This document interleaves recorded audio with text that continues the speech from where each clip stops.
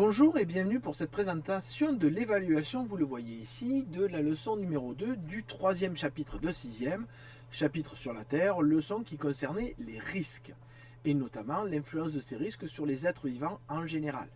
Donc vous vous souvenez que dans cette leçon, nous avons vu différents risques, des risques climatiques, des risques sismiques, des risques cycloniques par exemple, et on a vu que cela avait une influence sur la répartition des êtres vivants, sur les éléments non vivants comme pour l'érosion par exemple, ou sur les êtres humains. Donc vous voyez ici les deux pages qui concernent le contrôle de cette évaluation que nous allons reprendre aujourd'hui ensemble. Alors, refaisons un petit zoom. Première partie, la partie leçon. Donc vous avez d'abord trois définitions à donner. La définition de glaciation, d'aléas naturels et de risques naturels sur 6 points. Ensuite, vous avez à expliquer les conditions, si les conditions climatiques influencent les êtres vivants, bien évidemment, c'est écrit dans la leçon et vous devez reprendre les éléments qui sont repris dans la leçon. Question 3, expliquer ce qu'est l'érosion et quel rapport elle a avec les conditions climatiques. D'abord dire ce que c'est. Donc ça, on l'a vu avec l'expérience de la rivière, si vous en souvenez pas. Mais aussi dire quel lien ça a avec le climat. Quel lien ça a avec, par exemple, le fait qu'il pleuve, le fait qu'il y ait du vent, le fait qu'il gèle et que les pierres se cassent. Souvenez-vous, ça aussi, c'était quelque chose que vous aviez fait à la maison en regardant les vidéos de leçons. Et enfin, dernière chose, quelle influence le climat peut avoir sur l'espèce humaine et quelle influence l'espèce humaine peut avoir sur le climat. Oui, parce qu'on a vu ces deux choses. On a vu que le climat avait une influence sur nous, notamment dans la dernière leçon, mais aussi que l'espèce humaine avait une influence sur le climat. Donc je vous demande les deux choses dans la question. Faites attention à bien répondre à ces deux sous-questions. Voilà pour la partie cours qui sera sur 20 points. Vous avez aussi une partie exercice qui est sur 20 points. Donc première chose, alors ça sera en noir et blanc en photocopie, mais là vous l'avez en couleur et je vous le projetterai au tableau. Vous avez donc ici deux cartes qui montrent où sont placés des arbres particuliers, les hêtres. On vous dit ici que le hêtre est un arbre qui aime bien les sols un peu secs, bien drainés, mais qui aime plutôt les climats humides, ni trop froid, ni trop chaud, des arbres qui aiment un climat tempéré. Donc là, ici, vous avez la répartition du hêtre dans la période actuelle. Donc en bleu, on les trouve un petit peu, en vert, on les trouve plutôt bien, et en rouge, on les trouve beaucoup, et en blanc, on les trouve pas du tout.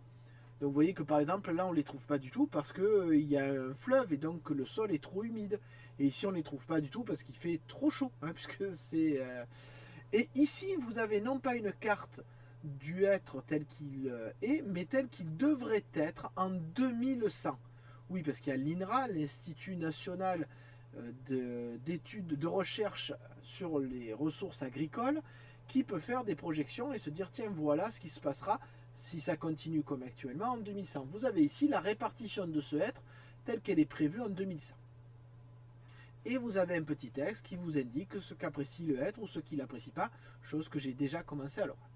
Première question, vous devez entourer en rouge sur les cartes, les deux cartes ci-dessus, les zones où on ne trouve pas de être. Bien évidemment, vous penserez à faire une petite légende ici sur la zone qui est libre pour dire à quoi correspond ce trait rouge ou cette zone entourée en rouge.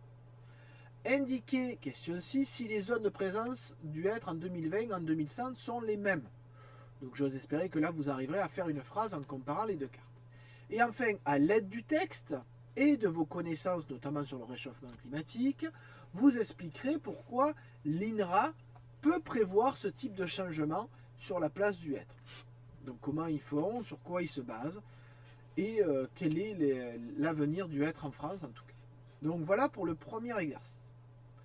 Puisqu'on parle réchauffement climatique, vous avez un deuxième exercice qui vous montre ici des cyclones. Oui, c'est un document qu'on a déjà vu en classe, et notamment le nombre de cyclones puissants qui est entre parenthèses.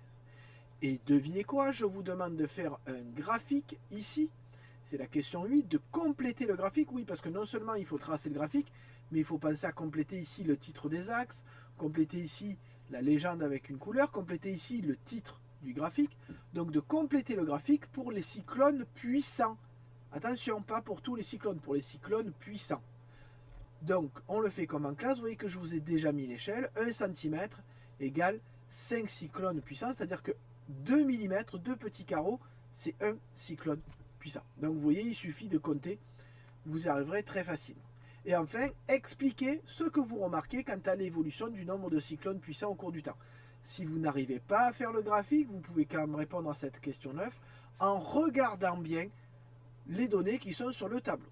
N'oubliez pas que tout compte, aussi bien quand vous mettrez les barres que les titres du graphique, que le fait que vous fassiez une légende, etc. etc. Donc pensez bien que dans les 4 points, tous les 4 points ne sont pas juste pour bien placer la barre. Ils sont pour compléter le graphique dans son entièreté. Et enfin, dernier exercice sur les risques naturels et sur l'homme, puisque ça nous concerne aussi. Vous avez ici une carte qui vous montre le zonage sismique, à savoir les risques qui peuvent exister d'avoir des séismes en France, avec 3 zones, de la zone 1 qui est très faible jusqu'à la zone 5 qui est très forte. On vous dit aussi que pour construire, il y a grosso modo 5 règles à suivre. Donc première question, question 10, je vous demande de dire dans quelle zone à risque on se trouve. Alors là, sur la vidéo, je peux me permettre de zoomer un peu et vous dire que le Vaucluse est par là. C'est à vous donc de trouver dans quelle zone nous sommes. Bien évidemment, avec du noir et blanc, on voit quand même les différentes zones. De même, je pourrais aussi projeter cette image en couleur au tableau. Et enfin, dernière question sur 3 points. Je vous demande de me faire des hypothèses pour expliquer 2 règles, celles que vous voulez, sur la construction parasismique. Alors, me faire une hypothèse, pourquoi il faut bien choisir sa zone de construction? Pourquoi est-ce que quand on veut construire en normes parasismiques, il ne faut pas construire n'importe où, bien évidemment? Pourquoi il faut bien choisir sa forme de bâtiment? Pourquoi on évite, par exemple, les bâtiments qui sont très hauts et très fins, ou les bâtiments, vous savez, avec ce qu'on appelle des déports, c'est-à-dire avec des terrasses qui dépassent, etc. Pourquoi on évite ce genre de construction? Pourquoi il faut bien construire son bâtiment en renforçant les points faibles, comme les zones d'ouverture pour les portes? Pourquoi est-ce qu'il faut bien choisir des matériaux de qualité? Par exemple, quand on va faire un béton, on ne va pas mettre 5 sables pour un ciment, on va mettre 5 pour 2 ou pour 3 ciments. On va renforcer le béton. Pourquoi il faut prendre soin de son bâtiment, non seulement quand on l'a construit, mais tout au long de sa vie pour bien repérer les fissures, etc. Donc vous en choisissez 2 et vous faites des hypothèses qui permettent d'expliquer ces règles de construction. Donc j'espère que pour vous ce contrôle est un peu plus clair, que vous avez bien vu ce qu'il fallait apprendre et comment il fallait le préparer. N'hésitez pas à préparer votre feuille avant d'arriver. Pensez à avoir une feuille double, c'est quand même plus simple pour mettre le sujet à l'intérieur. Sur ce, je vous dis bon travail et à bientôt.